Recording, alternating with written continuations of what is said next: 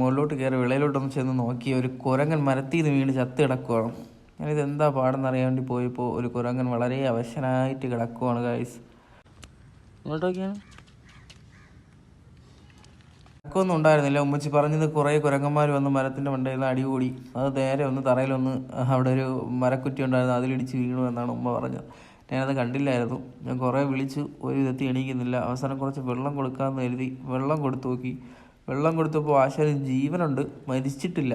വെള്ളം ചെറുതായിട്ട് കുടിക്കുന്നുണ്ട്. കുടി വെള്ളം കുടി വെള്ളം കുടി വെള്ളം കുടി വെള്ളം കുടി